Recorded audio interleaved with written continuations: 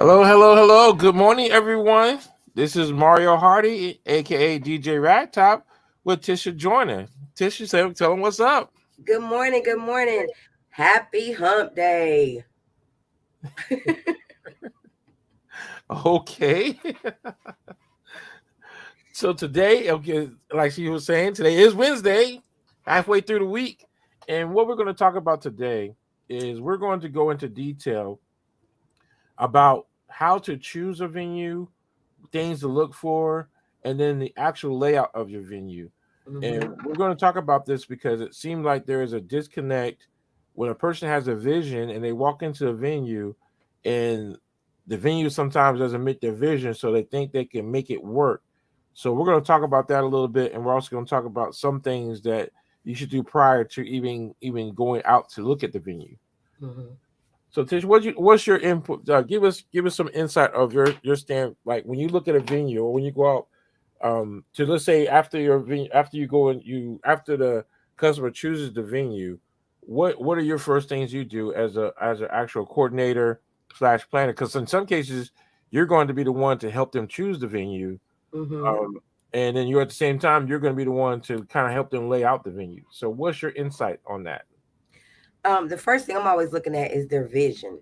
Like, what are their ideas that we've already discussed about their um, day of? Like, what they're looking to walk into for their reception, for their ceremony, and all of that.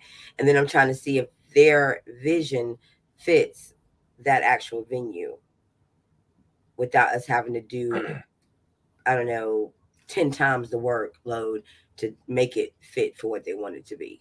It's easier, believe it or not, if a client actually looks at a venue and says, okay, this suits this is my exact vision. And if they can imagine it in there, if they go in there and they have a trouble moments or trouble spots trying to see their vision, that may not be the venue for them. Right. Because it's usually, if you, when you see it, you know it, if that makes any sense. That makes perfect sense because if it fits your vision, it is your vision. But if it doesn't fit the vision that you have for your event or your wedding day, then you need to really take in consideration looking at some other venues. What's a good time? Like if a person wants to have a lot of time to choose, or have more options in a sense, when should they start shopping or looking for venues? Oh my gosh, as soon as possible. Um, a year out, to be honest with you. Wow. It just we're just 32 days into 2023. But you and I both know that plenty of our vendor friends, venue owners, and venue managers have already been booking into this year since last year. And Right. some of them already have stuff for next year that was on their books before we even got into 2023. Right. So the earlier the better when you're shopping for a venue. And the main reason is because honestly, you're not the only person having an event. You're not the Right. only person getting married. You're not the only person having retirement or having a party or having a baby shower, whatever. Because baby showers are a little bit different, but with timing and whatnot. But honestly, you're not the only person planning something, Right. So and you what? have to be reasonable. So you say 1 year? Excuse me. 1 year will be a really good starting point if we have that amount of time to work with. Okay. And I think that's I know like for venues that's pretty much a good time frame is hmm to start 1 year in advance, because then you have more options as you get more closer to your date, less options you're gonna have available. That's And correct. I stress that to people because like even though now I know in our area, is the venues like I know congratulations to Leah Smith. I That's know right, my they sister. I know they just she's pretty much just getting a venue. The Diamond is what it's hmm called. It's one of the newest. It's going to be one of the newest venues in Fayetteville, Nice, and and it's very beautiful. extremely beautiful venue. But the thing is, like I said, there's like a limitation on how many venues are available, and that hmm limitation comes with the amount of people that you're going to have. The higher hmm the number of guests, the lower. I mean, the smaller choice you have of That's venue. correct. So, Because then you start getting to places like not to cut you off, but if you think about, is it okay if I say a place oh yeah, specifically? yeah, Okay, yeah. so like the Coliseum. Think about the Coliseum for a second. Okay. You have those spaces in there that you can lease out for a venue. for a reception or whatever like that, they can hold quite a few people, just like Scotty or Hay can hold quite a few people, Right. and of course Diamond can hold quite a few people. But if you're looking to do 150, 200 people, there's not 55 places in Fayetteville to pick from. You Right. might have about 8 to 10, maybe 12 at the most. And Right. then sometimes you got to come out of Fayetteville to find something even bigger. You know what I'm saying? So that's when you start looking at those numbers, you've got to consider what your vision is, how many people you're planning to have, and who can host that many people while Right. also fitting your vision. Absolutely. And I think that's something that people have to understand. Um, that, like I said, the higher, like I said, the higher the number, the more, like I said, the small, I should say, the small chance you're gonna have to be able to find a Smaller that venue. pool becomes, it really Right. does. It gets tiny quickly. Because the average number for, like, let's say the Fayetteville area is, as long as you're at 100, you're good. You have a lot more Hmm. choices. But once you start getting up to 200, that's where Hmm. your choices become limited. Excuse me, my throat is dry a little bit this morning. I don't know why. I'm telling Um, you, something's going around. I know, right? I'm just getting over it. I know. Excuse me. So, what other things should a person take into consideration? So, we talked about timing. What other things should they take into consideration? Well, I'm funny, but if it's for like a wedding, does it have an area where you can get dressed, or can you change clothes in, like a bridal suite? Right, Does it have an area for the guys to assemble, like a groom's den or a chill out, area for the guys? Um, in the bridal suite, are there mirrors? Is there great lighting in there? Can you get hair and makeup done there? Like, there's so many different things that I would think of when looking at a venue. Not every venue is going to fit that mold, though, that I'm actually forming right at this moment. And I don't want to make it right, sound unfair, but there are some venues that have great spacing, but may not have that exact space available, which is okay. You can get ready at the hotel. But another thing that I look at often is accessibility. When you have older guests, is it a venue that has an upstairs area where you have to go up for something? Is there an elevator? Is there more than one elevator? Will it right. have the capacity, for your older guests to go up and down? Right now, I'm thinking about Skyview on Hay because there's upstairs areas in that particular venue, and they do have an elevator, but they also have stairs as well. But you got to think about the guests that you have coming, if it's going to be accessible for them or not. Um, Not everybody can do those stairs. You know what I'm saying? And so you're going to need an elevator for those kind of guests and those types of venues. Another thing is parking. Um, Parking is a beast. It Yeah. depends on where you are. There are some downtown venues that are absolutely fantastic and phenomenal, but they don't have great parking. And that's hard. Are they vendor friendly? Do they have it where your vendors can come in and maybe park on the back side or something, have their own access into the building so they can come in and out without disturbing other things?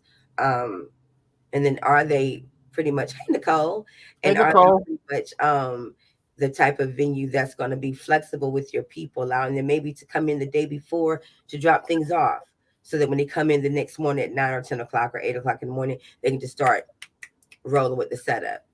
Because I'll be honest with you, 4 hours is not a lot of time when you're trying to set up for 100 people. It's just not a lot of time. It's a minimum that I would try to give to any decorator, but it's really not a lot of time. So it's all of those pieces matter. So, when we talking, and I'm glad you brought that up.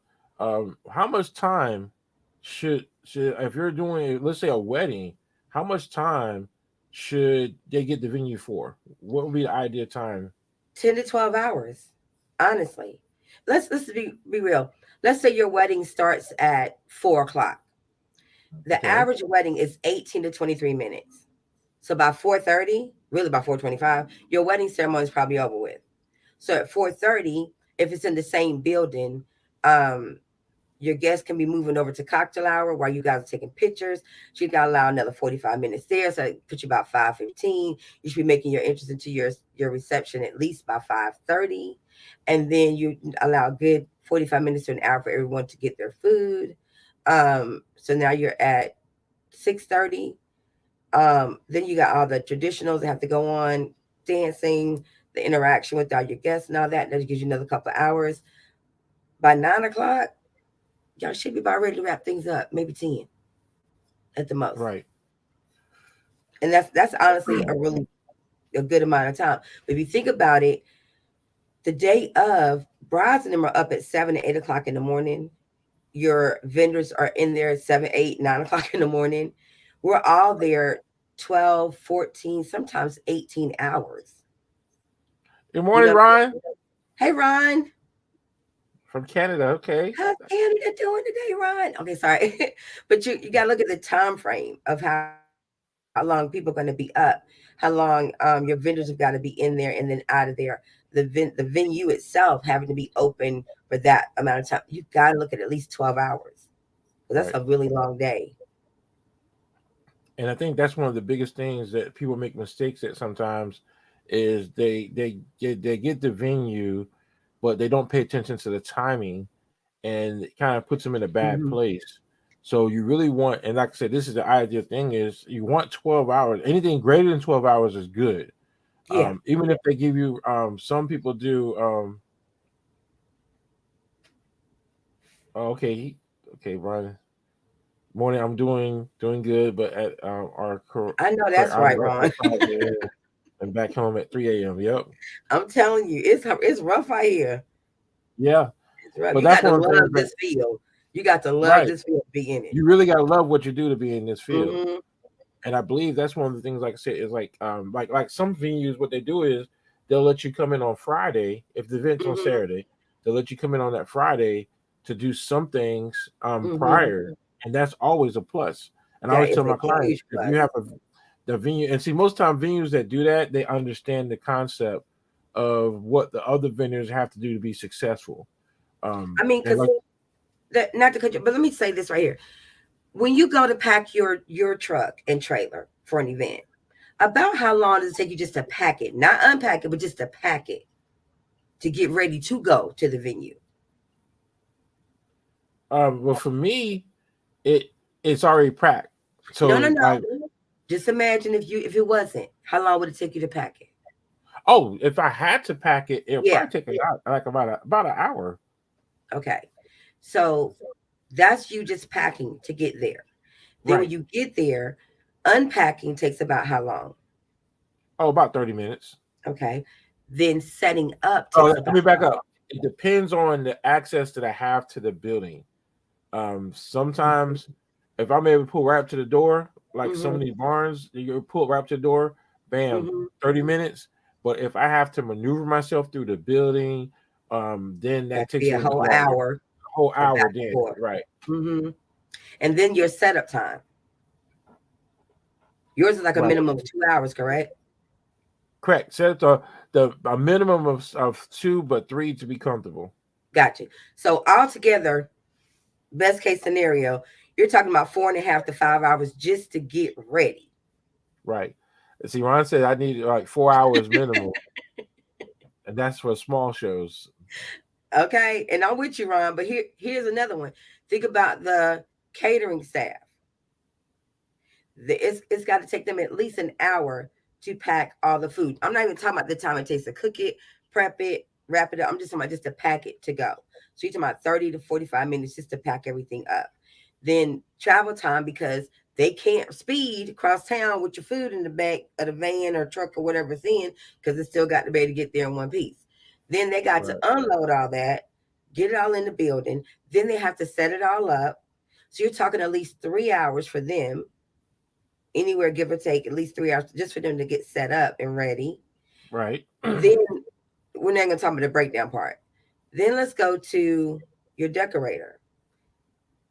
Decorators, honestly, as a decorator, I've packed the trailer the day before and taken 2, 3 hours just to pack the trailer.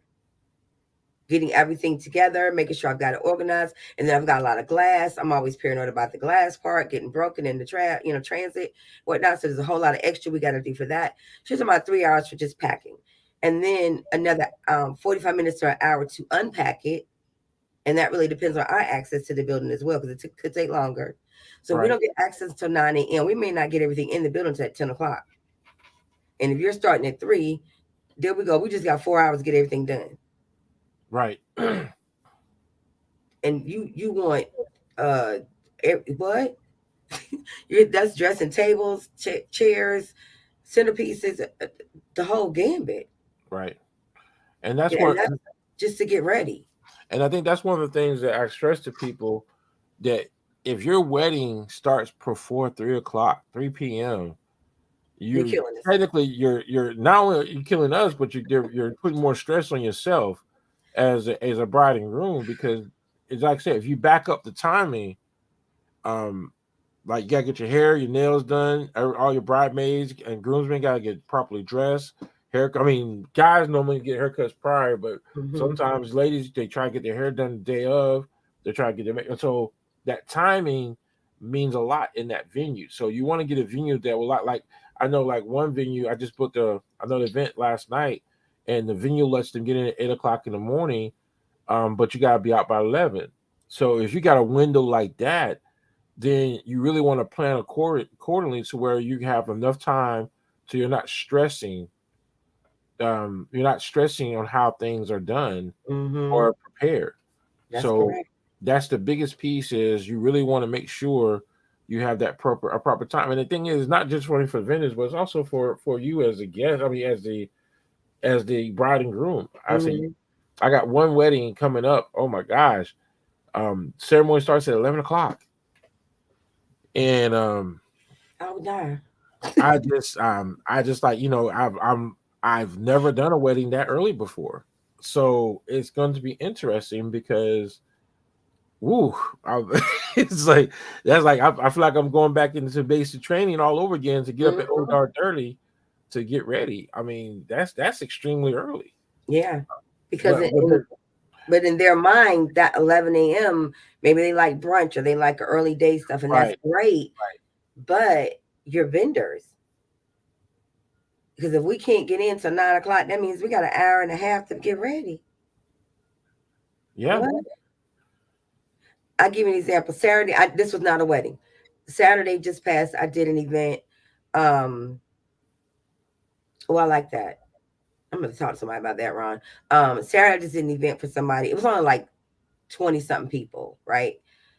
But I literally could not get in the room until 9:30. The event started at 11:30, mm. and they didn't even have the right table set up when I got there.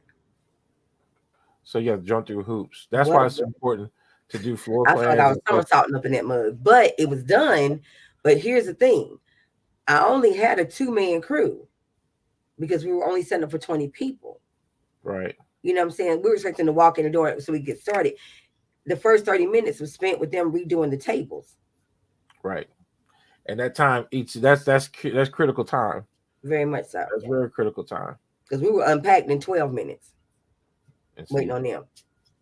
and I think that's the critical point of that's why it's important that you get enough time to be able to get in and do everything that's needed. And Hmm. like even with like I know with Leah, I know what she's doing with her venue is she's giving them that 12 hours. Hmm. Hmm. So that's critical time. That timing when choosing a venue, the timing is the most critical thing to pay close attention to. Is Yeah. because if you Go have a ahead. venue, but if you have a venue, let's say for example, that likes to like, and I one of the things I hate is, or I dislike. I'm gonna say hate, but one of the things I dislike about some venues is, or I should say, most time it's the hotel industry Hmm. is Hmm. they'll put together events back to back, and it causes problems because there's no way you can get in and have everything set up where you only have a 2 hour window. That's correct. And that really depends on what time the other event is ending, what time their team gets in, how fast they are with cleaning the room or flipping the room, Flipping over, turning the right, room, however you want to, phrase right, it. And that that all of that affects your ability to do what you need to do. Right. And don't get me wrong, I know their venues are meant to make money, not Right. taking anything from that. But there is such a thing as greed when Right. you're going, like, for instance, there's a botanical garden I can think of right now that likes to do early day weddings and then late afternoon weddings, and only allows like a couple hours in between to get stuff done, which is ridiculous when their largest room can hold 250 people. Right. And what if there's a 250 people person wedding that that they book for that afternoon evening area, and we can't get in till 2 hours before? What are we supposed to do in them 2 hours? Right. You know how crazy we're gonna look. Right. Because at And the end of the day, if we're not ready when everything's supposed to start, who do you think the clients are gonna be looking at? Not the right. venue. And the They're thing looking is, at us. and one of the things clients don't need, they need to understand is when they choose a situation where if you can't have that venue all to yourself for that entire day, Look you're somewhere setting else. yourself up for failure. Hmm. And I stress this to people is when you go that route and you go get a venue and that venue has a prior event to yours, you're putting yourself in a bad position. A Very lot of so. people don't think and take into consideration is if that place is limited on parking and there's an event prior to yours. That's right. How Overlapping. are your vendors going to get in? Where are they going to park at if there's nowhere to park at? At the same time, what are you going to do if they are delayed or go late? Think about the last event that you went to, and people lingered when the DJ was Right, starting to break down what, and people still lingered. That can happen at any event that is done. Wedding, birthday party, baby shower, uh, retirement thing, milestone birthday, whatever. People will linger. right. And that's the thing that people don't understand. That's why I said most venues, like when I come across a venue that does stuff like that, that actually book back to back events, that's a bad venue. I'm just gonna put it Hmm. out there point blank. It is a extremely bad venue. When a person actually, good morning, Brad. Hey, Brad, When you have a venue that books two events back to back, on the same day. that is a greedy individual and they know nothing about doing events. I'm Didn't just I gonna just say put it out there greed? point blank. Yes, I'm gonna put it right out there because there is just like you can't, and see, to me it's like when you book a event, and my thing is this is what happens most of the time is a venue will double book Hmm. themselves, and when the people that they go in that venue first, they're not thinking about what's going on afterwards. Behind them. That's right. So they're not going to get in. And I tell people this all the time is when you set something up where there's no transition in the middle, you're setting the vendors up for failure. Period. All right. You're not thinking about the vendors. You're just thinking about the money. Because if a vendor has to come in now, if you're now, I take it back now, if you double booking in one day and you put that spacing a 4 to 5 hour window in between events, which is kind of hard to do Hard in to one do. day. But if you're doing that, then that's the thing. But you cannot, and that stress that to people. You can if you got a venue and the venue's telling you that something else is going on prior to your event, do not do it. Just don't do it. Now it's a difference to where if you're doing like a baby shower or it is not going to be a lot of decorations or set up. Then Uh-uh. Baby showers are still no, no, they're no, kicking no, our no, butts no. these days. No, but what I'm Cool with saying is that if you're not doing a lot. Like if you just want people to show up, it. and you're Mm-hmm. not doing any decorations, you're not have a DJ, you don't have really vendors coming. That's different. Okay. If you're just doing a boom box and plastic tablecloths, okay, then that's a perfect Stop fit. it. Stop it. No, I mean I'm just saying, like a lot of people go in, they throw the plastic tablecloths and they're ready to rock and roll that day. If that's the type of event you're doing, that's fine. If you are like if something's going prior, but if you're trying to do a full decorated event with a actual DJ entertainer And photography and and food. photography, you cannot give them 30 minutes to 1 hour to set up after another event. We'll be falling all over each other or all in each other's way or Because something. what's right, because what people don't understand is whoever the vendors are in that first event got to clear this stuff out before we can get in. And one of the things that is a disrespect to all vendors is when we have to set up and the guests are sitting there watching us set up. Oh my That God. is like the most worst is that's like so much disrespect towards that vendor and what that vendor does. And so that those are things that people have to understand is that when you do stuff like that, you really don't care about the success of your event. You just don't. Mm-hmm. That's just the wrong way to go about putting together your event because at that point you make the vendors look bad. Mm-hmm.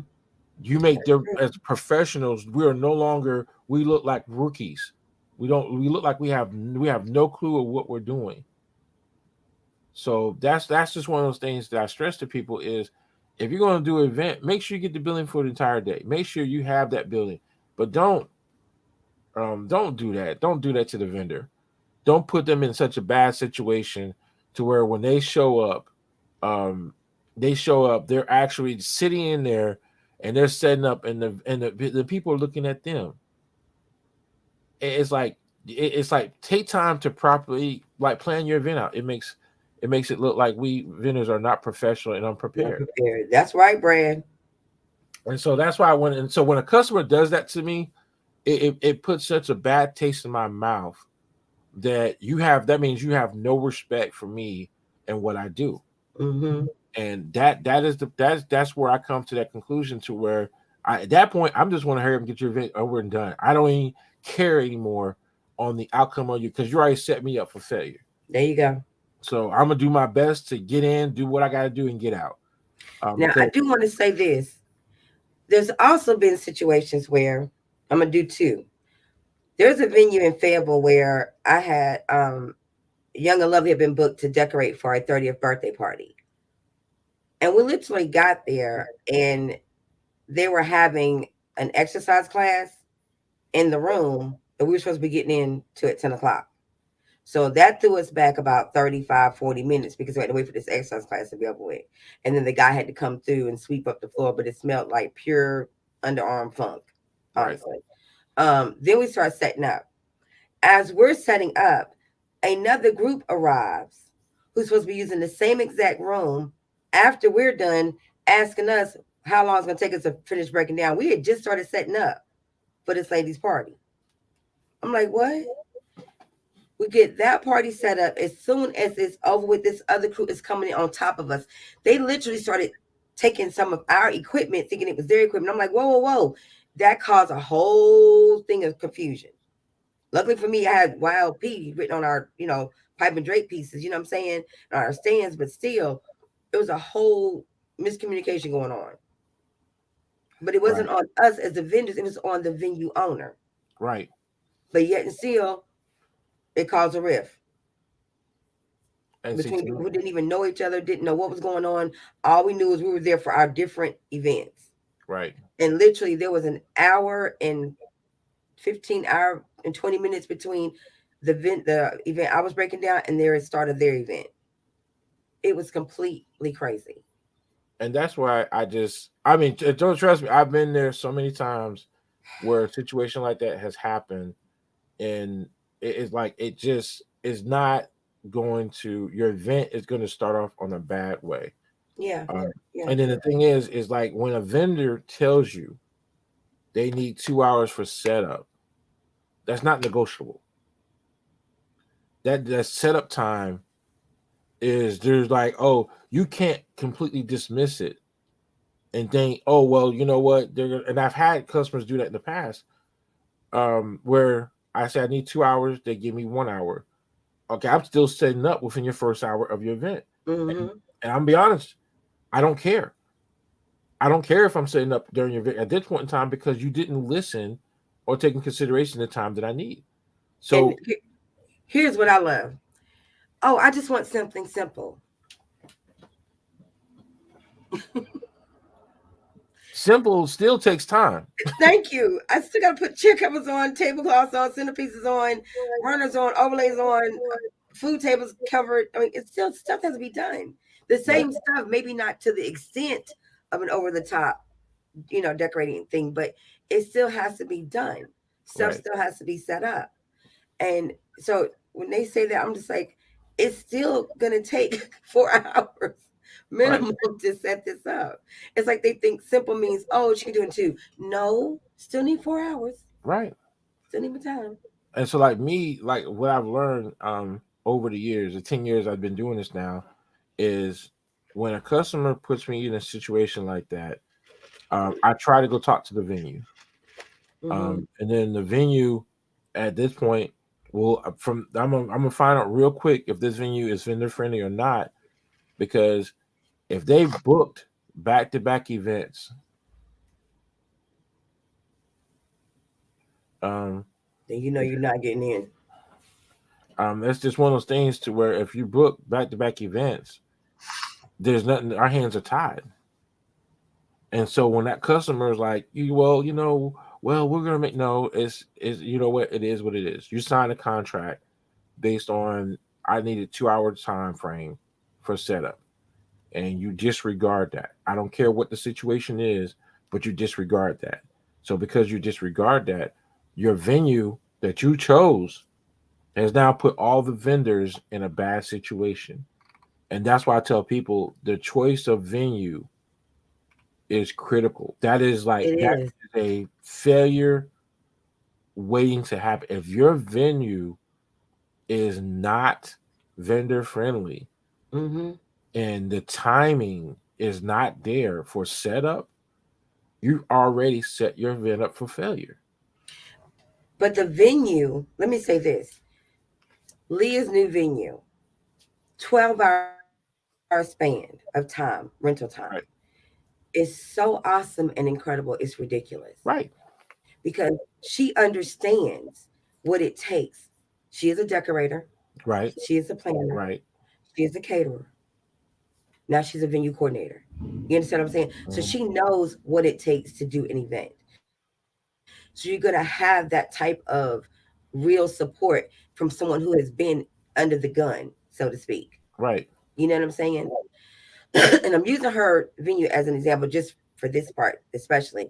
I know it's new and all that. We haven't all been, in there yet, but I know we're going to get in there and do stuff in there. But the thing about it is, when you find a venue, no, no, I'm sorry. When you are a venue owner or manager or whatever, if you fail to show flexibility and the ability to accommodate your vendors in the area, you will start losing business.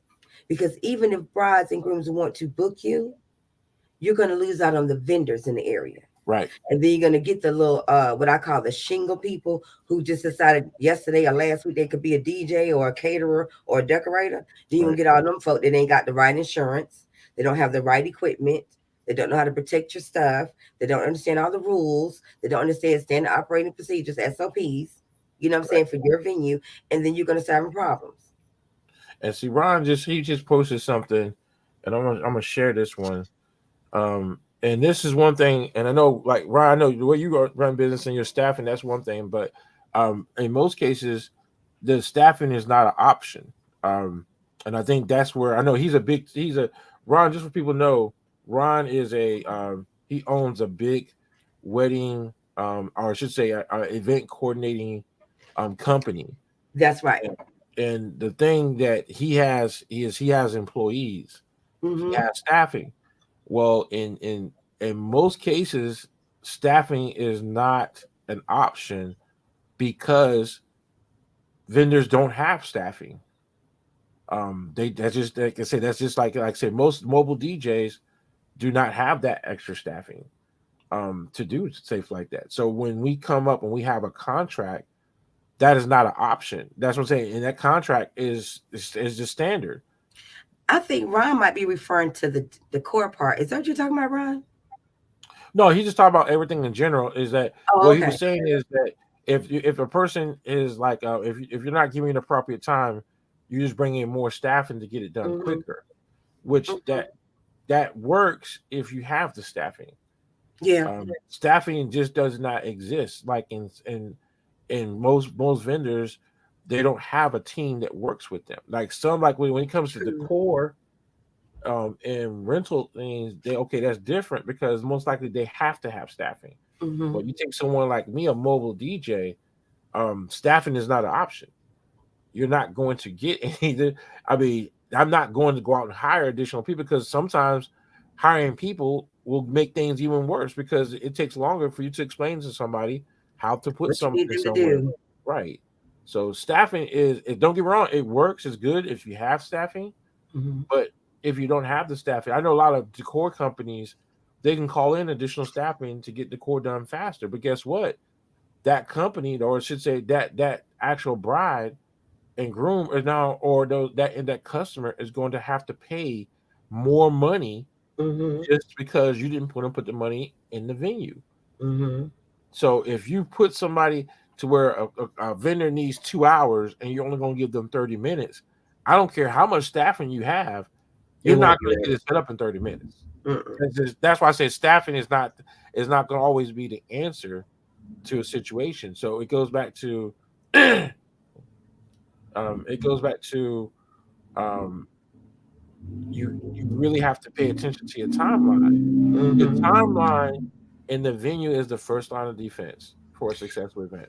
And if a venue really wants to be successful, like don't get me wrong, there are venues in, and I'm going to use a Fayetteville area, um, that I may not understand why they are still booking because they are so non customer friendly and they are so non vendor friendly.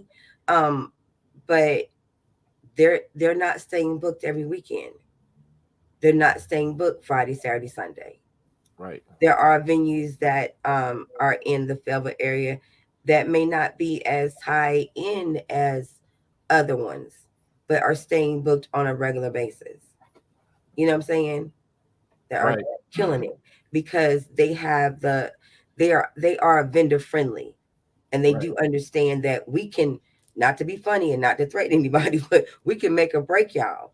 right. Absolutely. So if you really want to be successful in your market, it is a very wise choice to be a vendor friendly venue. Now, I'm not saying lose money on stuff and give away tons of time and stuff, but at least be flexible enough to understand. Like the wedding that you and I did at Catlet Farm, and we got to get in on Friday, Right, got the preset stuff on Friday, did rehearsal. right, After rehearsal, still got to work on the preset for another 2 hours. And then that way, Saturday wasn't such a stressful day. You know right, what I'm saying? So, I mean, just something as simple as that, allowing us the time to do what we're paid to do. Because here's the thing, the client has paid for your venue, yes, but they've also paid for the services of these other people.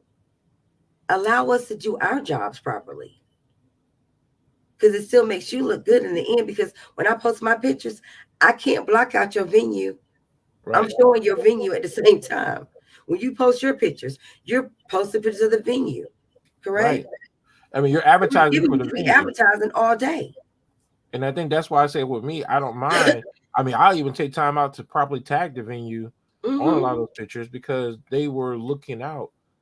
Most, and that's why I say I like venues that are friendly, and I stress this to all people out there that are looking for right now. This is like I said, it's February 1st, and a lot of people are looking for venues for the event for this year or from next year. It's important that you take time out to understand how much time you really need. Do Mm-hmm. not don't be that cheap individual to where you feel that 4 hours is enough time to do your event. Don't do it. I mean, if it's a baby shower, okay, that you might, or a baby or a birthday party, okay, but don't go out here and get a venue and you only pay 4 hours. Um, Give me 8 to 10, baby. right, and that's why stress is like. And then the thing is, if you know there's going to be event prior to yours, it's like I'm gonna say this: you set yourself up for failure. I Yeah. mean, I can't. I've seen it so many times in the 10 years I've been doing this full time. Every person that is don't want to pay for that extra time for setup or there's a event prior to theirs at the same location, it will completely be a disaster when it first start up. It's going to be a nightmare when it first start up because it's just it's people are scrambling at the last minute to get stuff done, and then you're making the vendors look like they're rookies, like they don't know what they're doing. Amateurs, amateur And, hour. and so most vendors will turn down an event like what Ron was saying. He won't do a 30-minute set if it only takes 30 minutes Mm-mm. for setup. So I think that's one of those things that people need to understand, that if you're going to shortchange yourself, do it like on something else. Don't do it on the venue. If you need to save some money, I honestly say shortchange something else, but do not do the venue. Do not shortchange the venue, because all you're Agreed. doing is that is the base of your success. The venue that you choose will be the outcome of the success of your event. The Mm-hmm. timing that you get for that venue is the key function for all the other vendors. So when a vendor tells you they need the time, don't disregard it. Don't try to get around it. Don't try to make up something so you don't have to pay that those couple extra dollars for that time Mm-hmm. that's needed. Because all you're gonna do is you're gonna shoot yourself in the foot. And as a vendor, the first thing I'm gonna do is go back to my contract and say, in my contract, it requires me to have a minimum of 2 hours. You gave me 30 minutes. Um, it is what it is. And then when you want to go to write a bad review on somebody, the first rebuttal I'm going to say is the time I got into the venue versus the time that you gave me. And I think that's what people need to understand, is that don't get mad Mm-hmm. because you didn't set your own self up for success. Mm-hmm. Also, So, let's mention the couple of times we've had the venue management that didn't show up on time. right. Oh, that do we? Oh man, don't get me started with that. And again, this is one of those things to where, oh, right. One of the things, I'm glad you said that, is when you're looking for venues, take a moment to go read some of the reviews. Really go take time to go to Google the venue and pull up their information. Now, I'm gonna say this: if you Google that venue and that venue's been open more greater than 1 year and they have no reviews, you might want to do a little bit more research. But if a venue's been open for years, you go and you look at the reviews. Pay attention to what they're saying in those reviews. If they're saying that the venue air condition broke down and you see that 15 times, AC unit didn't work. It's a hint. Or It's a big one. Red right, flag, red flag, red flag. it is a big hint that there's something wrong. If the heat didn't work, the big flag. Um, like what she just said, that the actual coordinator showed up late to open. Mm, That is the biggest flag, and you see that quite a few times. mm-hmm. So if I always stress this, that if you get a venue and they have a, a less than 4 point stars, like on the Google reviews, it's in your best interest that you do a lot more homework to understand what you're getting yourself into. I'll find another Because a place. 4.0 or less rating for a venue is extremely bad. Yeah. So I mean that is like I mean, and again, this is stuff that people need to take time to do. As I saw one situation. I mean, I was actually in the news Mm-hmm. doing the interview where the same thing happened, but this same venue, it happened like for over 5 years. Same problems, same time frame, everything was the same. So that lets you know the venue, it didn't fix the problem. Power going out, air conditioning not working, heat going It's not out. right. Yeah. So And then those are power went out on one wall of the room. right. So it's just those are things that people need to understand, is that if the venue is not going to take time to invest, um, um, if people are not going to And take time to upkeep. invest to upkeep their venue, Mm-hmm. then you don't need to give them your money. And that's just point blank. Now, if you disregard everything and you decide to still take that chance, understand what you're getting yourself into. Mm-hmm. But those are things that people need to take time to understand, is that the venue itself The venue itself is the key to the success of your event, and so that's why it's critical. It's so critical that you pay attention to all the details. Parking, I can't stress that enough. Let's go back to parking. Let's do parking real quick. There's a venue in Fayetteville that doesn't own their own parking lot. There's quite It a few only holds venues. about 20 There's quite something a few cars. venues, right? I mean, and I'm gonna stop you right there. It's it's not just Fayetteville. It's I'm just everything I'm focusing just downtown, on Fayetteville everywhere. because we're talking about the Fayetteville market Right, right right. now. But I'm just gonna say this: anytime you go downtown, because we have a lot of like a lot of people that are listening that are Hmm. different. If you go downtown anywhere, downtown Fayetteville, downtown Durham, downtown Raleigh, downtown Charlotte, what's the number one problem? Parking. So what she's saying, now go ahead, you can go finish. I just want Yeah. to, because I didn't want you to pinpoint one area. I want to say this is a problem across the board with Well, because I'm all. gonna talk about the other part of that. Right. Um, there's a venue in Fayetteville that is very popular.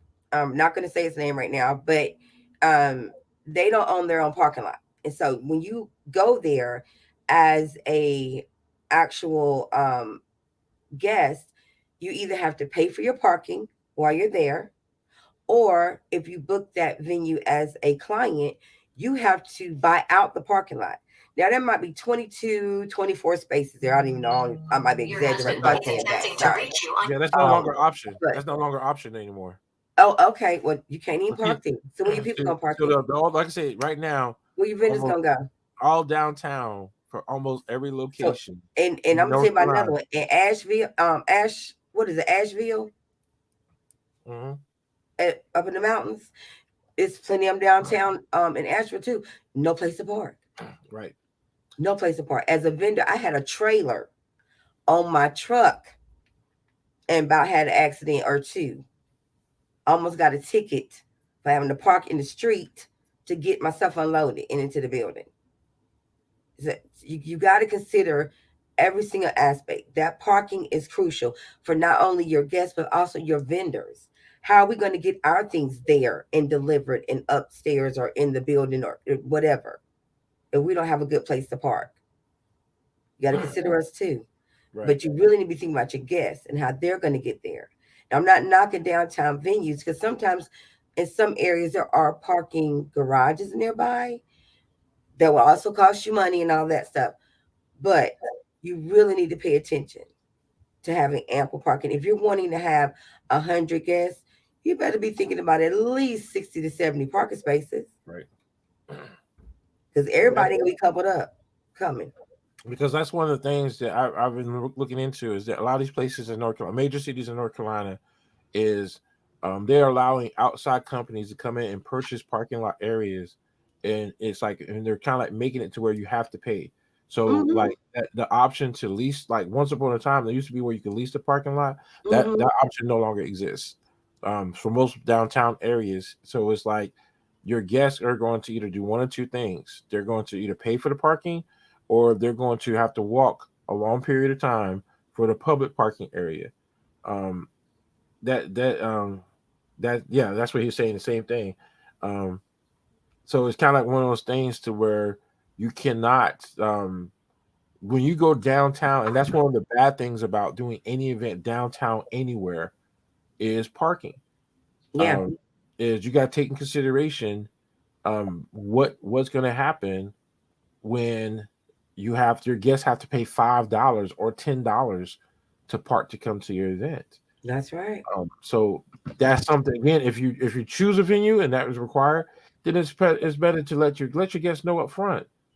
That's one thing I said I've seen this happen so many times where guest cars get actually towed because they didn't know they had to pay for the parking, Hmm. and that's just a bad taste in everybody's mouth when that happens. So again, location, and then like Ron was saying, it's cheaper. See, Ron, okay, to Ron, a lot of things you're saying that's more on the corporate level. Um, we're in shuttle services, limos, that that is like those resources are kind of limited in some places. So Hmm. like what's I mean, a lot of stuff I see Ron is saying it works. It's more on a corporate level, and that's more what corporate does. Because everything he's saying is what we learn. I learned in event planning. Like when I got my degree in Mm-hmm. event planning, a lot of things he's saying is that is what we that's what they teach in the school as well. But The some problem of is those introducing some of that information to our right, they're our not really- market may or may not work for them. right. And the thing is that Unfortunately, budget sometimes does not allow those services. yeah, it doesn't So accommodate. so that's why I say it's critical that they understand up front. There's always ways to fix problems, but the quickest way is to make sure the problems don't exist from the beginning, True. and that's choosing the right venue. So Hmm. what we're going to do now, we I think we kind of beat up on the venue quite a bit now, to where we're going to actually go through and we're going to highlight. We're going to go through a scenario of a venue has been chosen, Oh and yes, now as the DJ, as the wedding planning coordinator, we're going to we go get in through and at 9 a.m. right. and it don't start at 5. So I'm we're I'm going to joking. I know. Yeah. We're gonna go through and highlight. And the venue that I'm gonna use is I just did a site visit last weekend, Mhm. for upcoming wedding, and we're gonna use that venue as our guinea pig for our little exercise today. Okay, cool. So with that being said, let me go ahead and share this. And I want people to understand we're gonna break this down exactly how we do our customers and how we go to prep the venue for an event. Okay. So Hmm. here we got. So the scenario is customer hires us as as the vendors. Tish is the wedding planner. I'm the DJ, and I'll be speaking for what DJs have to pay attention to. Tish is going to be speaking on what wedding planners and decorators have to pay attention to. Okay. So client comes to us, and bam, the venue that they chose, we're going to use. We're actually traveling to Martinez, Georgia. All righty. So let's get this thing started. Okay. So today, our client has chosen this venue. Okay. So, as the first thing as a vendor, one of the things I'm going to do is I'm going to go in and I'm going to do a digital rundown on the venue. I'm going to check the reviews. Look. All right, Brad, you can come too. He's gonna be speaking on the videographer photographer side. All right, Brad, come on. All right. So Brad, he's gonna speak on the behalf of the photographer and the videographer. All right. So we're coming is we're traveling. We're gonna do like and one of the things, and we're gonna talk about this both. I'm gonna say it first, and then Tisha's gonna go second. Okay. Is I'm gonna go in. I'm gonna do a survey, a digital survey. A digital survey is where I'm gonna pull up satellite pictures. Yeah, I get into the nitty gritty of this, like I'm on a top secret mission. But I will pull up the satellite picture of the area. I'm gonna look at roadways going into it. I'm gonna pay attention to the parking area. I'm gonna pay attention to everything about this venue and all the information. I'm going to do the research on the reviews. I'm going to look at the different way they're marketing their facility. I'm going to look at their packages. I'm going to look at their timeline. I'm going to get all the information I can about this venue, so I have a good understanding of this venue. And Mhm. then I'll travel to the venue. So Tish, what would you do prior to going to the venue? I don't want to look at the venue as far as like what type of ground is covering, like how expanded is it? Is everything in one building? Are the buildings connected? Access to each building for delivery and setup stuff. No, no, I no. want I'm talking about digitally. oh digitally. Oh yeah, I'm gonna look it up on Google, check out the reviews, Right. know any repetitive problems that people have had, and also know any repetitive kudos that they're getting. Correct. Definitely want to, and probably knowing me, I'd probably reach out to the venue just to ask a few questions in advance before going. And why is it important that vendors leave reviews? Our perspective is going to be quite different from a guest. Guests will leave reviews saying, "Oh, I had a wonderful time. The people there were so nice." They might have only encountered two people from my staff, three or four caterers, and the DJ, and might have assumed that all of us worked for the venue. You know what I Right. mean? Right. Because we get that a lot. People assume that we work for the venue when we don't. And then, but as a vendor, we're able to tell other vendors what the pros and cons are of a space, of the pros and cons of the management or the owners, access to the building, what that looks like, if we're able to get in the day before, if they were pretty flexible with us getting everything packed up and out of the building. Let's say it's supposed to be at midnight, but it didn't end till 10, maybe 10:30 when guests starting to wander on out. Maybe they gave us the extra 30 minutes, didn't charge the client for it, but understood that we needed the extra 30 minutes to finish getting all of our stuff out the building. So our reviews are important too. Right. And Ron says, I travel, so I have to use digital information and photos and videos from the venue. I can't always do a site visit. Sometimes I go blind. And Mm-hmm. and that's that's critical. And see me, I mean some things, and this is where the digital review of a venue is critical because you're going to be able to see a lot from different. You're going to be able to hear opinions. You're going to hear the everything about the venue before you get to the venue. And like me, I try my hardest if it's possible to make it to the venue. Sometimes it's impossible. Yeah. But most time I try to make it to the venue so I can get a good understanding of what that venue is. Mm-hmm. That's true. Brad says the way the venue caters to the vendors is key, makes our job less stressful. He's absolutely right. Absolutely right, Brad. And that's why I say it's critical that for vendors out there, they're watching this. It's important that you write a review on venues so you can let Mm-hmm. other vendors know what to be prepared for. Yeah. Um, Most of the time, I'll go in and write a decent review just because I want other venues to understand, or I should say, vendors to understand what they're up against when they come to the venue. It's sometimes am I going into enemy territory or am I going into friendly territory? There you go. It's important. It's very important. So again, this is the information that's digital. And the thing is, on the digital one, I'm gonna go to the next slide. Is I like I said, I pull up a satellite picture, and when I go in, and I'll pull up a actual satellite picture. Now, this is anyone can pull up a satellite picture. All you have to do is go to Google Earth or Mm-hmm. Google Maps, and they give you the option to pull up a satellite so you can see. Now, Mm-hmm. from this satellite picture, I can see. Okay, of course, I see that it's close to a river. Mm-hmm. So again, if it's far out, I'm going to pay close attention. Does it flood? Does this area flood a lot? Is And why am I going to check that? Why would I want to know if this area floods a lot? So we know if our equipment's gonna make it in and out. Not only that, but if Our the event going to vehicles. be canceled. Oh yeah, I'm sorry. I hadn't even thought about that part yet. I hadn't gotten that far. First thing I thought about was equipment. Sorry. I'm I'm just a saying vendor. from a like Being a looking, vendor right I, now. right. So like for me, what I do is when I see there's waterways near Mm-hmm. the venue, first thing come to my mind is I'm going to check the history. And that is something I do a little extra. A lot of people say that's extreme, but that's that military side of me. Is I'm going to check the history and see, okay, flooding. And then even when you actually go visit, you can see where it has flooded before, but it doesn't Mm-hmm. impact the venue.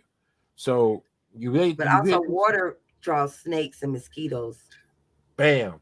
That's the other thing So I was going to that's bring up another consideration. is when you see waterways, you got to think is if you're doing it in the summertime, um, mosquitoes, rodents, snakes, all that consideration because um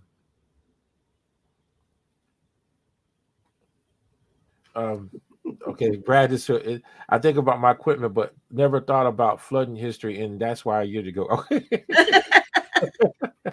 uh, but I mean that's something that I'm going to, and I get it again. That's that military side of me. That when we do recons and things of that nature, we're looking at all the information that can impact the mission. And in this situation, I'm looking at what can impact the actual event. So as I'm Mm-hmm. looking at this satellite picture, waterways, and I'm like, thank God this wedding is in the spring because I don't have to worry about like because me and Jake just don't get along. Um, and when I say Jake the snake, I mean we just don't get along at all. Period. So snake, I see a snake, everything party is over. We're done. I'm walking away. No, I'm just playing. but but but those are things you got to take into consideration. Is when you go by waterways, is and you're doing outdoor events, the weather, like you say, like for outdoor Yeah. events, go check the weather and also rain and I wind. was reading Ron's comment too. so so you're gonna take into consideration. Now I look at this satellite picture, Tish. What else do you pay? What else that catches your attention? The parking and the The park. distance between the wedding ceremony space and the actual cocktail hour and wedding reception space. Bam. Just from looking at a satellite picture, you can see if they have the proper amount of parking, Mm-hmm. and then the distance between the ceremony and Mm-hmm. where the reception cocktail hour is going to be. So Because you you can got to see, think about accessibility for those older guests. right. So here, satellite picture, it gives us a lot of information before we even get to the venue. So to me, I'm going to take a mental note or take down a note on where I need to go and look at. First thing I'm going to do is I'm going to go look at the siding, and I'm looking at how much, like when it floods, where the work, because you can tell, like with this location, I'll show you as we go through this presentation.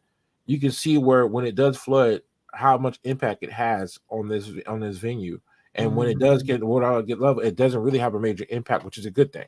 Mm-hmm. Um, so do a satellite recon. That's just me. Okay. Next is the actual when you're going through and you're pulling up information from the website, you can pull some good pictures of what to expect.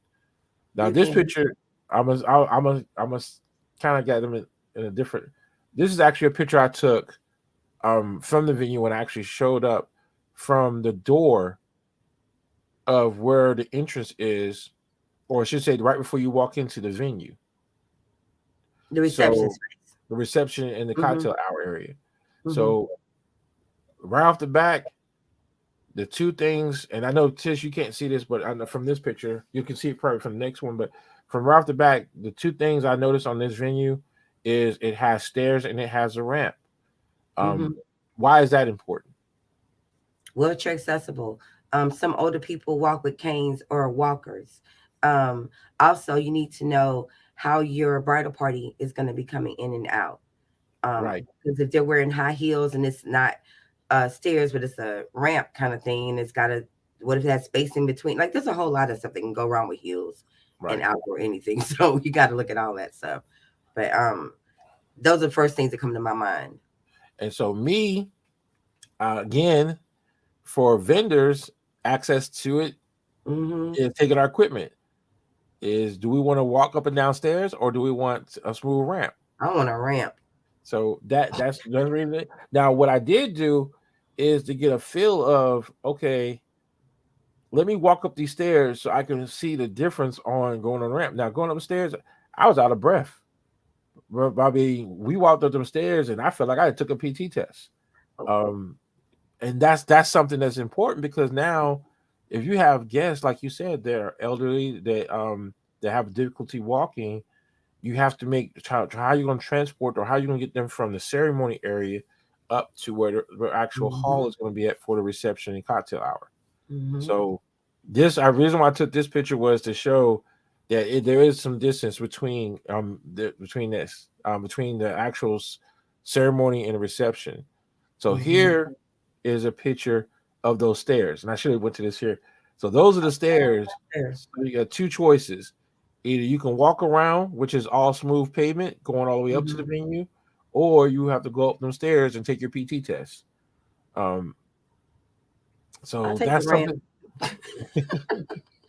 Yeah, because the ramp is going to be smoother, and then of course, if you have to move equipment, you really want something to where you can just roll it in and roll it out. Roll your cart, yeah. So, so this is side view. This is also where the bridal party is going to walk in from. Is coming. They're not going to use the stairs. They're going to use the ramp area, and this is where they're coming Mm-hmm. in. So this next picture shows a good view of that from a distance, Mm-hmm. like coming up to the venue. So that's why it's like it's good to do a recon because if you showed up and you didn't notice as a decorator, what problems would you run into, Tish? How am I gonna get my equipment down there? How do I get it out? Where do I store my stuff while my equipment is being used for the ceremony? And then how Okay. am I gonna get it back out of there and be done upstairs at the same up the hill at the same time? So Where this am I gonna park? right, Where am I walking from? right. Like, there's a whole lot of things I can think of right now. That's totally freaking me out a little bit, but not completely, but I can see the ramp part. And I'm pointing as if y'all can see me pointing at the screen, but the ramp part, the walkway would be a good area, but that's a long walk. So that means I got to bring two carts to make sure we get everything down there in one trip so we can get everything done and then take those two carts right back out before the start of everything. So this is one of the questions. And Brad, if you're still there, I'm going to ask this question. Why is it important for a photographer, videographer to see this angle? What like is this a helpful thing for a photographer, videographer to where they can see the approach of the bride and groom or the bridal party? If you're still there, I'm not sure if you're still there or not, but I'm just ask that question out there. Um, so this right here, the reason why I took this picture is because it will show what the photographer and videographers are up against as they're coming through. As the bridal party is walking up, it kind of gives them an idea of the angle and the lighting because the That he'll next have, picture yeah. it kind of shows the shadow and the darkness and it's not really a big time darkness because it is outdoors, but it kind of Hmm. gives you an idea of what to be prepared for. And But most you also have to time, consider what time of day they're starting and how long it's gonna right, still be light outside. right. All that stuff matters too. So if this picture is kind of gives you an idea of taking at 3 o'clock, that lets you Hmm. know that okay, the sun's going to probably adjust. So Hmm. there's a lot in taking going out doing a recon on that. Like I didn't take this picture. This is one I found online. Okay. Um, so, so that, but there was a good picture because it kind of shows everything. Now, the next picture is the approach. That's the reception space, right? Right. Hey, how Hello, are you? he's from India. Hey, So if that's the approach for the access for the reception space, is it downstairs or upstairs? now in this facility, the way it's set up, there's two separate party areas. You Okay. have upstairs is the primary. Um, Upstairs is I'm sorry, the separate area, and Mm-hmm. then downstairs is so it's two separate areas. So you have one group that's going to be doing something upstairs, and one group that's going to be downstairs. So this wedding, this event that's coming up is going to be downstairs. Okay. So this is the approach coming from the ceremony. So you see the sidewalk there? Mm-hmm. That's the stairway coming up to go this way, and then this is the ramp. If you choose to use the ramp to come around, this is Mm-hmm. the main entrance. So this is the way everybody's got to go in to get to the reception area and the cocktail hours reception area. Does that include the vendors for upstairs as well, or just for downstairs? Say again. Does that entrance meaning is that all of us coming in? I know guests, you're stating that guests are going to come in through that way, but does that also mean that's the way the vendors for upstairs are coming in, or are No, they going to go up around the to the top? vendors for everything that's upstairs have to Hmm. use the front door. Okay. Everything that's downstairs has to use this side door. The Hmm. side door, what separates these two, is when you first go in the front door, is the main entrance into the main area for upstairs, and then Hmm. downstairs. If you go through the front door, you have to go downstairs. There is no elevator in this building, Got you. so Okay. that's critical and important to the guests know that they need to come in on the side door, especially if they need wheelchair accessory into the downstairs. Hmm. Um, that's one thing about this venue is because it doesn't have an elevator. There is no like if you accidentally go through the front door, you're gonna go down some stairs. Yeah, I got you. So, and I don't mean to keep like jumping in, but I got another couple of questions. No, go ahead. When when your guests are I'm sorry, when you have two different events going on in this building, what is the noise? Are they competing sounds? Is it soundproof downstairs or upstairs? I mean, how I does that believe work? I believe what it is that the way the venue is set up, it's offset. So when I say offset, like the two rooms are separated, even though they're like one is upstairs. So in other words, the venue upstairs is like on this side, the venue downstairs is on this side. Got you. Okay. So there's separation. It's kind of like there is a separation to where you really can't. I don't know 100% sure on the sound, but technically the way the rooms are set, there is a separation from the way the floor is designed. So you might be able to hear some, but it's not going to be a lot like a very A large drowning volume. out kind of thing.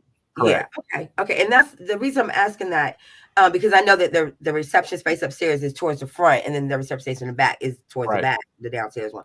But clients or potential clients may not see that or may not notice that that's what's going on in the picture. But you do want to make sure if you're booking a venue that has dual spaces that you do need to know, can will they be able to hear our music, will we be Right. able to hear their music, or what if they have sound going on, speeches, something like that, and we're doing a party, are we going to hear their stuff? So those are kind of important things you want to ask Right. about certain things.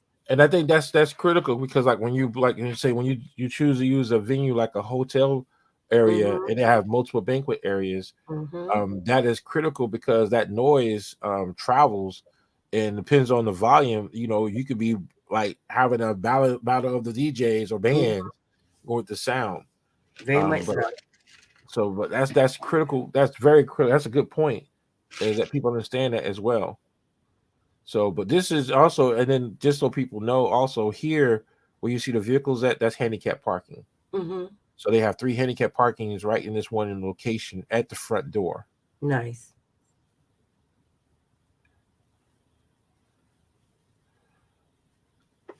Yes, ma'am, I am. Sir, that's a guy. It's That's a guy. yeah, I can't, I ain't got my glasses on. I can't see nothing. okay. My bad. Yes, I am. So here again, this is also important. What else is important? If the bride and groom is coming this way for entrance, why is this important? In this area, I'm looking at potential for the dress to get dirty. I'm sorry. First thing I'm doing is looking at this ground. Um, no, but it's actually a good area for them to come through because number one, you don't want to let it get blocked up with people, with the vendors, vehicles, and whatnot. For one, but it's also a good area because that gives them a little bit of air before they walk in the building. The only Mhm. thing that I'm not really seeing as a good possibility is there a place? What if they needed to freshen up makeup or something? Is there any place they can go to before they make a grand entrance, or no? Right. As you walk into the door, the two suites. There's one to the left is for the Mhm. bridemaids, and then the door to the right, the room to the right is for the groom and groomsmen. Yeah, I keep remembering that the floor plan hasn't shown up yet, so I'm trying to ask the Right. difficult question. Sorry. So that's But just that something I allows need. them the opportunity to kind of freshen up makeup or Right. take a breather for a second, cool off if they need to or whatever, warm up or whatever, and then get ready to make their grand entrance. Because there is an area here, there are a couple areas in this building that allow for them to go off into separate space for just a Right. few seconds and get ready Just to to refresh themselves. And the biggest thing is like they can prep themselves for before they take pictures and things of that gather. nature. Also, this is another thing. Note is as vendors, we look at the in how much spacing we're gonna have to be able to get in and get out. And because this is a path directly to the front door, um, this is perfect for downloading and uploading equipment. Mm-hmm. So the one thing that I took into consideration is I need to hurry up and get my stuff downloaded and moved out the way because this is the only way in for Yeah. all vendors. And it's important that when you ask your vendors what time they're coming to set up, Mm-hmm. that they understand that there might be two other vendors. So please be respectful to, and this is one thing I hate is when I go to a venue, we all have to set up and you got that one vendor decides that they just want to leave their vehicle parked there and it blocks all the other vendors from being able to get in. Mm-hmm. So me knowing that this is the one roadway, I will hope and pray that all vendors understand to download your stuff as quickly as possible and then move out so the next vendor can come in and download their equipment. Yeah, you try to as a planner, you try to stagger your vendor arrival times out as Right, much as you can so that they're not tripping over each other.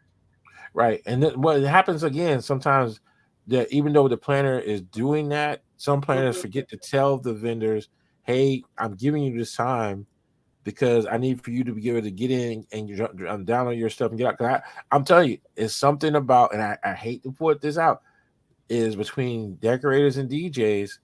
Um, we have to understand that concept because we are the hogs of the actual downloads, We are. We are. where we just want to leave our stuff there and it blocks the other vendor from being able to get in. Hmm. I'm Now not gonna lie, I do it too.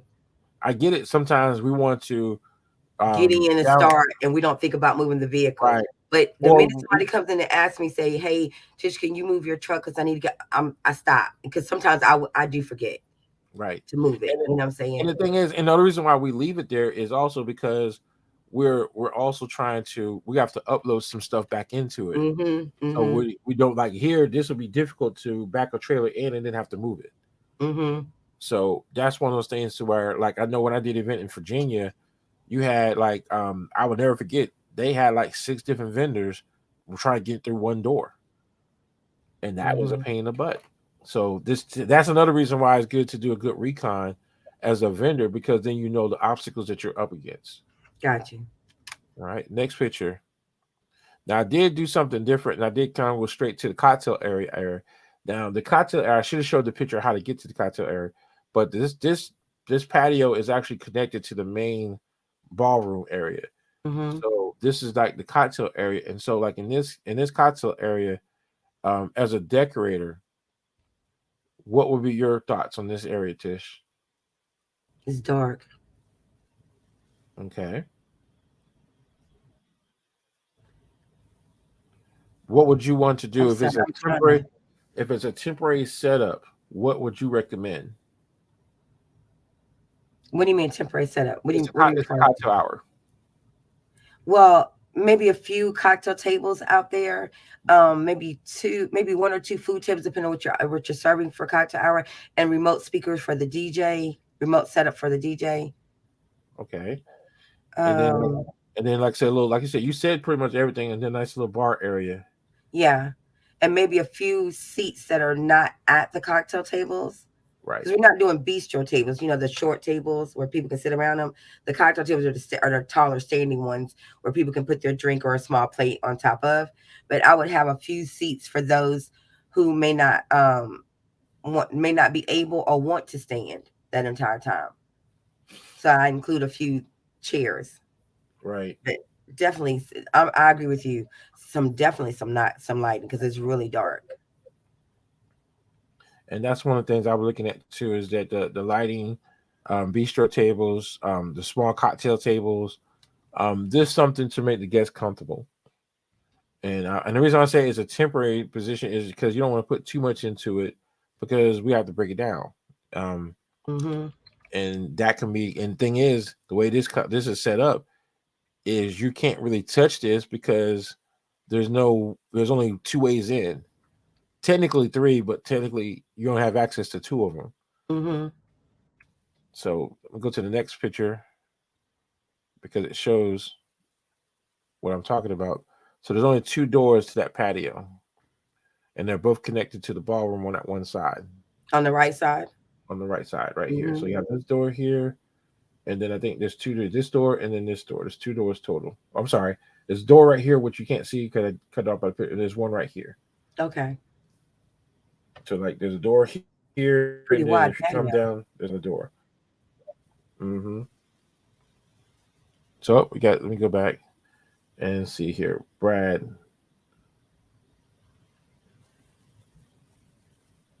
So from our photographer, will you lighten this area up for me? Who would be responsible for extra lighting here? You as the decorator, or me as the photographer? I know the answer. Just want to share on the same. We're on the same page. Well, it really depends because a lot of times our DJs will have that equipment and Right, they will do the extra lighting right, out there. Now, as a decorator, yes, we do have up lighting as well, but it's not an automatic inclusion in our packages only because majority of the time our DJs that we work with, they offer that service. right. I very rarely have photographers that bring me lighting, but I do know a couple of them that offer lighting too. So I mean, that's it. Again, that's the task that most likely whoever's going to take that task on. In this Hmm. case, it's going to be me for this event. as I'm going to take care of the extra lighting for this room. Okay, so we'll go to the next picture. So, right here, okay, I'm gonna back up. This is the entrance in, and I think we talked about this before. Tish, this is the entrance in. This is the main entrance into this venue, into the space. Mm-hmm. Just by looking at this first picture, where would you recommend the head table be at? Just by looking at this picture, if this is the main entrance into this venue, where would you recommend that the head And that's table the be at? dance floor to my left, Say again. where the columns are. That's like the dance area right there, right? Mm-hmm. All the way to the back where all that the glass windows are. Because Okay, those aren't doors. Those are that's just windows, that's just right? windows, right? There's no I'd access. say back there. And why would you choose that location? Well, it's a great, what do you call it, line of sight Right. for everything that's going on in the room. And it also gives your DJ a great line of sight if you're putting him over to the left where that dance area is. Absolutely. Because that gives him a great line of sight for the entire room, including the bridal party. So when there's certain things that have to be done, like cake cutting or first dance, like that, he can probably pinpoint, your bride and groom, get them back to their chairs or whatever, so he can call them up for certain things. But it Right. also gives you a good idea of how all your guests are working in that room.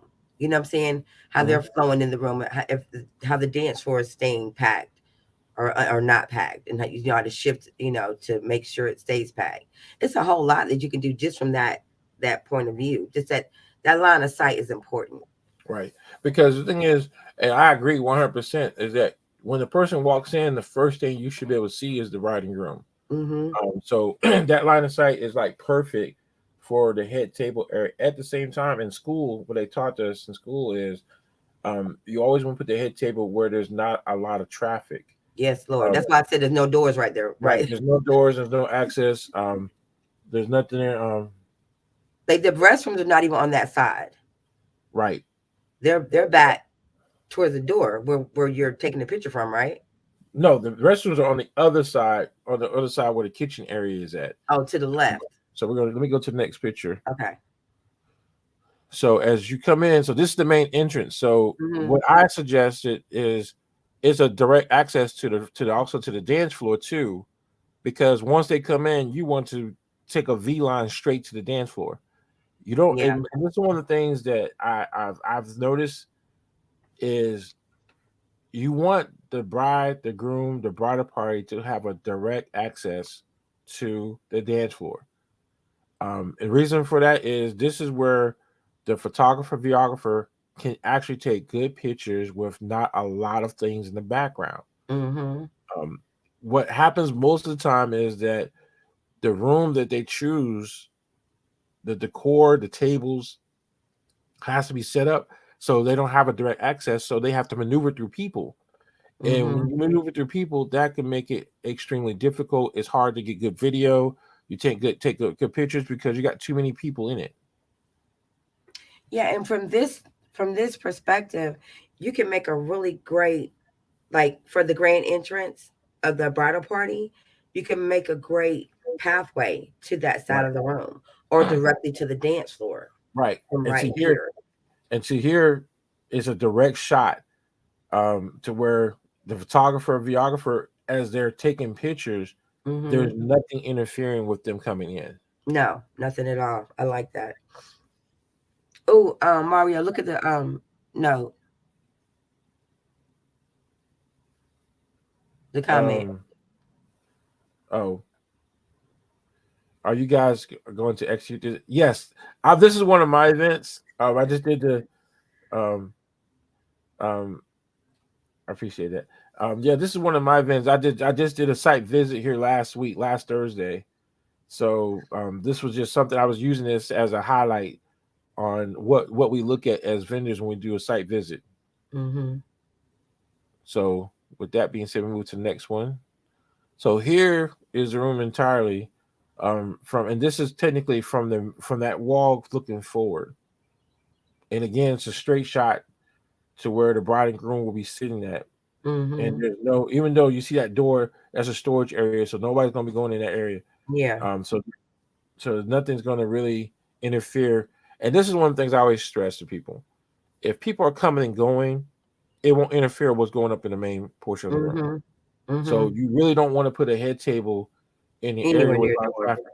And so in the next picture, let me see here. This is where the head table is looking out. The head table can Mm-hmm. see the entire room. Now, as you The look back in doors, that the corner, food, right? the back If you look, wall, everything. They can see everything.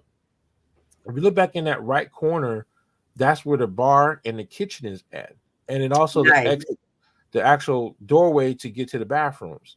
So there's going to be a lot of traffic going back and forth into this area. Mm-hmm. And then, of course, the food tables or you see the table, that's where the food's going to go at.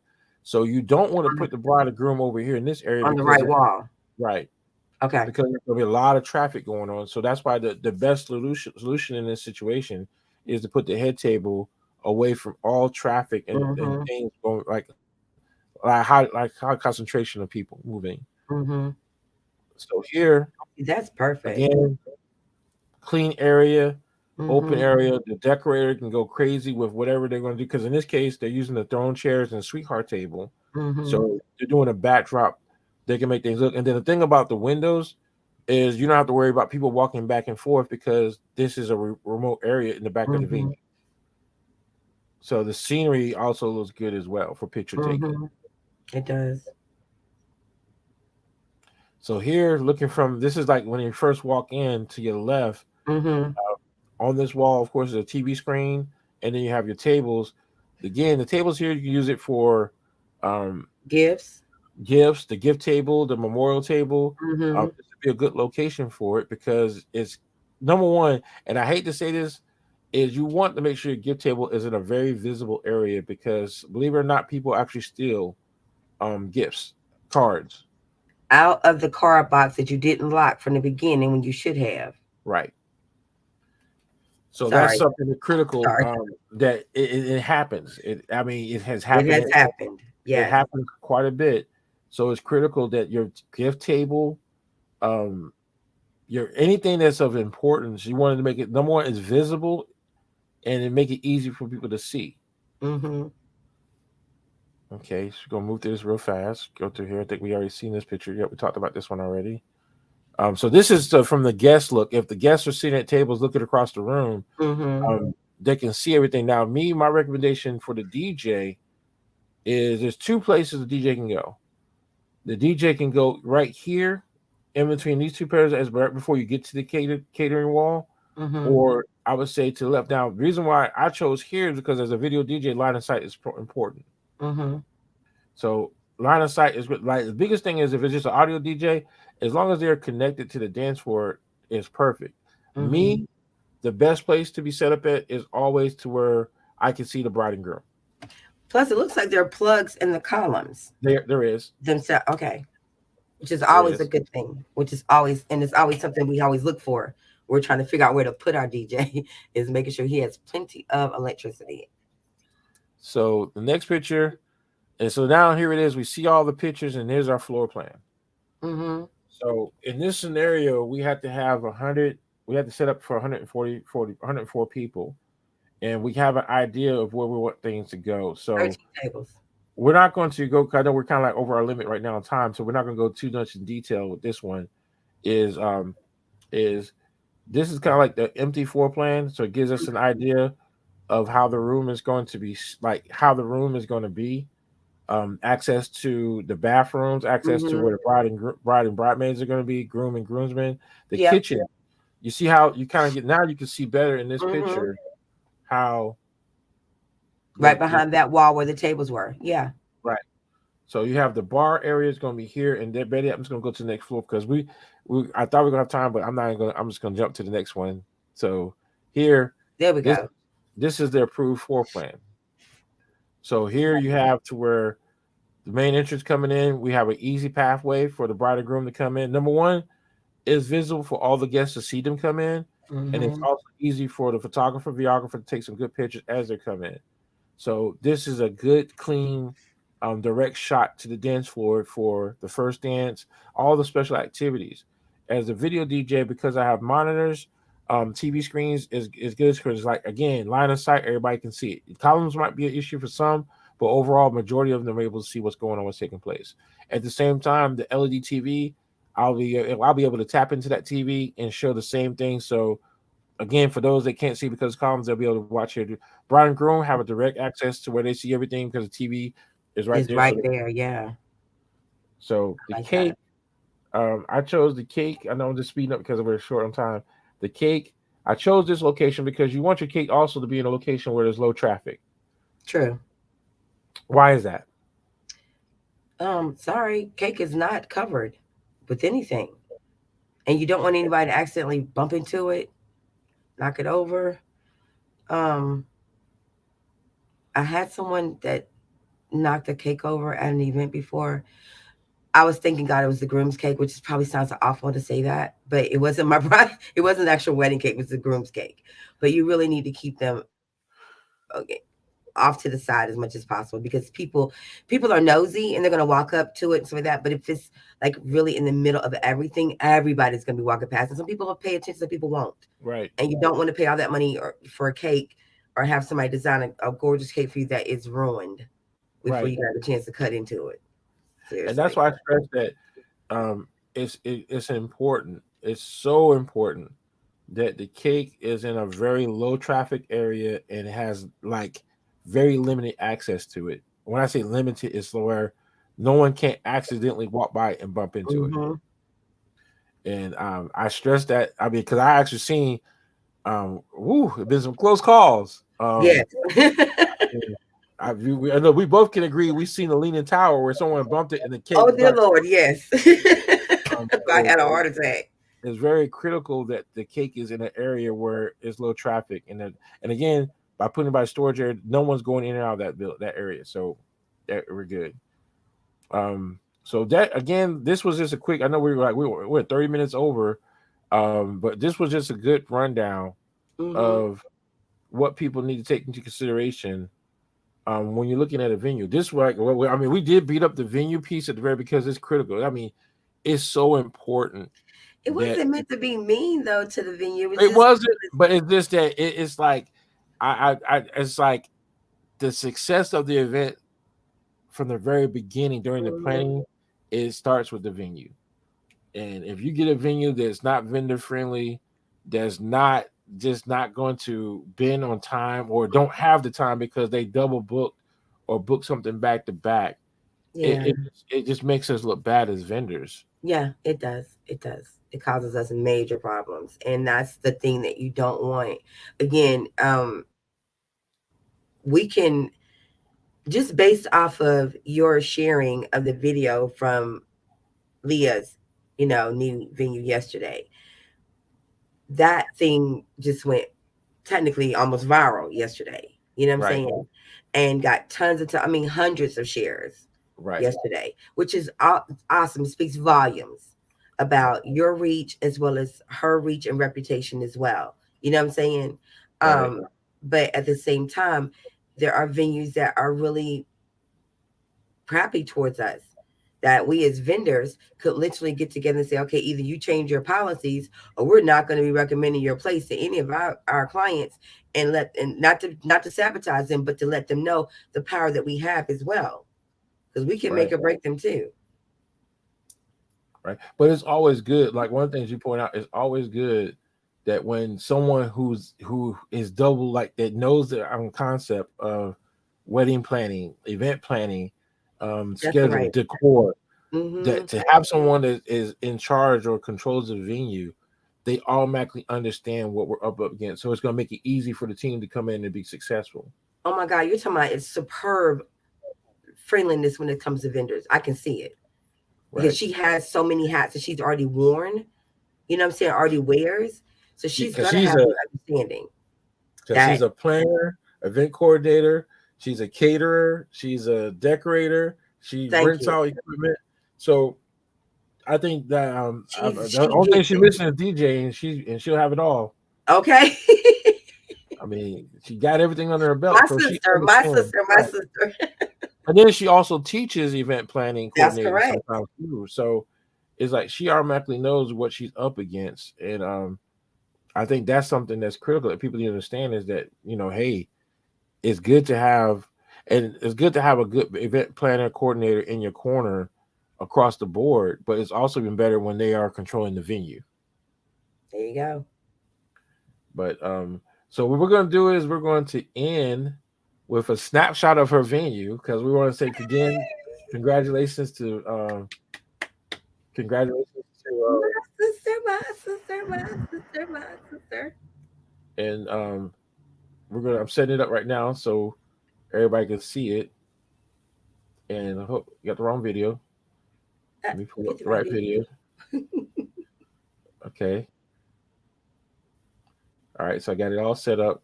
So this is, and just for those that didn't see it on Facebook yesterday, we want to congratulate Leah Smith. She's pretty much she's going to do great things for our community. And Awesome when I thing. say community, for our actual total community, and then also the community for event coordination and planning and Hmm. event services. So with That's that right. being said, let me go ahead and hit the share button so we can share this video.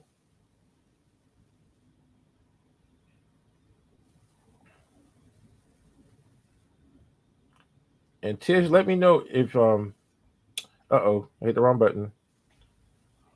I hit the right button, but I hit the wrong button. Let me do this again. Okay. Y'all bear with me for a quick second. Let me hurry up and It's get out of okay. I'm just gonna tell everybody bye because I'm gonna have to leave the studio. I Okay. gotta go. And then everybody say goodbye to Tish because she has to take off. But then, like I said, we're going to end the show with a quick video of the Watch the venue. whole video, you guys. It's awesome. You're gonna see Yes. so much. Just just watch the video. Seriously, just watch the And video. this is, like I said, this is that new venue that is in Fayetteville. That's Leah right. Leah Smith is a point of contact for it. If you want Hmm. more additional information, like I said, check.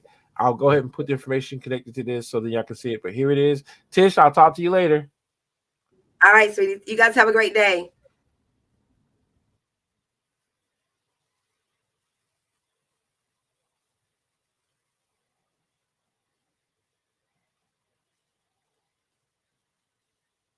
Hey everybody, it's Miss Wedding and today on Sunset on Fayetteville and West Street. Can't wait to see you. Come on in, we're still getting things set up, but this is our corridor. This is where we'll have everything set up for the brides or event space, and you can have people sign in and do their gifts and things of that nature. We have a space here, which is our Ruby room. And in this space, you can do baby showers or bride or whatever you want it for.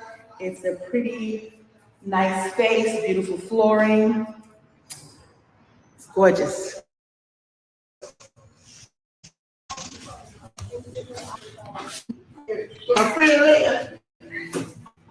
This is our banquet hall.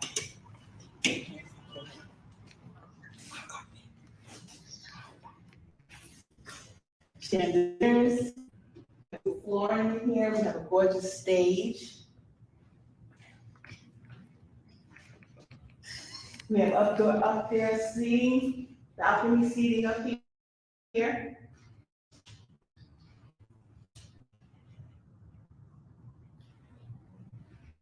We have another room, another space. We can utilize this space as well. You can have your wedding ceremony in here, whichever you want to choose. Beautiful seating in here as well. We have an outdoor corridor.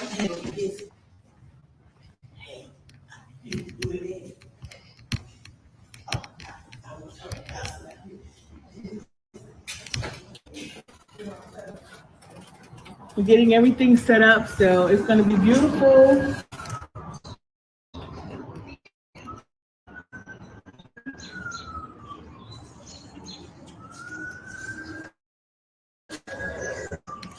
Parking, rear parking.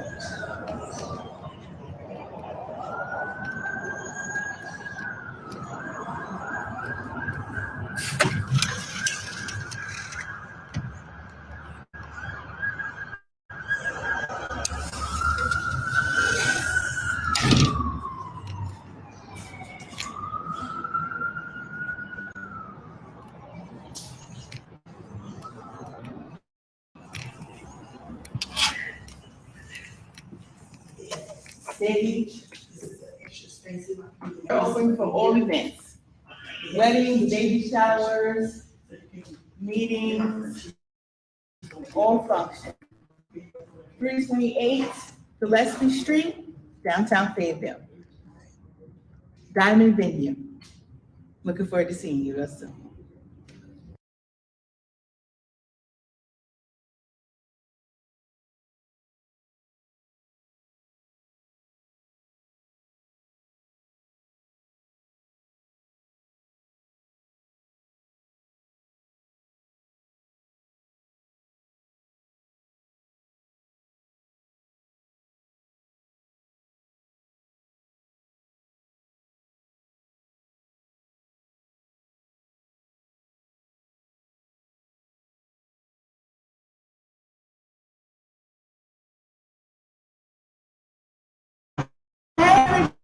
Slayer from Few Events and to Diamond Venue. It's our new venue space located on downtown Fayetteville. Can't wait to see you. And we're still getting things set up, but this is our corridor. This is where we'll have everything set up for the brides or event space, and you can have people sign in and do your gifts and things of that nature. We have a space here. This is our Ruby room, and in this space you can do baby showers or bridal suite or whatever room you want to use it for. It's a nice space, beautiful flooring.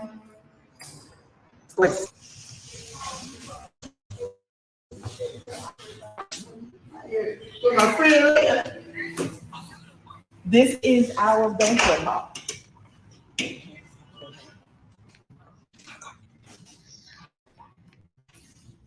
Chandeliers. We have beautiful flooring in here.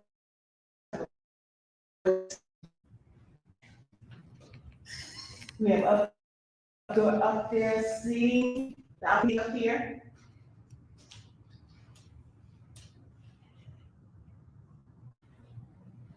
We have another room, another space.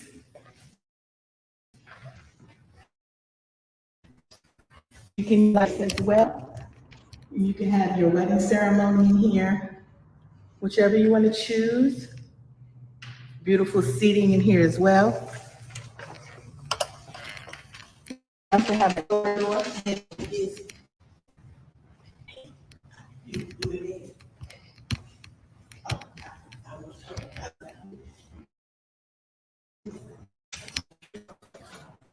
We're getting everything set up, so it's going to be beautiful.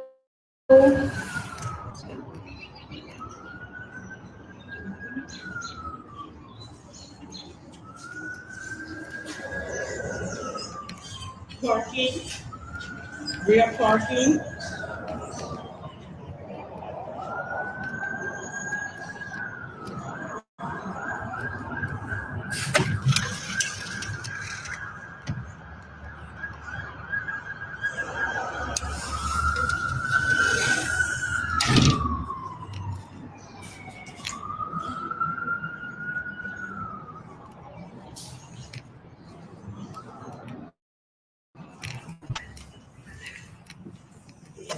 Stage.